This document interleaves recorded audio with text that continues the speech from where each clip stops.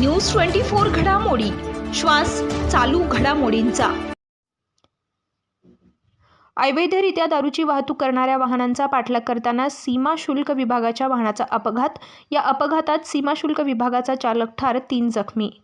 मध्यरात्रीच्या सुमारास चांदवड लासलगाव रस्त्यावर दारूची अवैधरित्या वाहतूक करणाऱ्या वाहनाची माहिती सीमा शुल्क विभागाला मिळाली होती।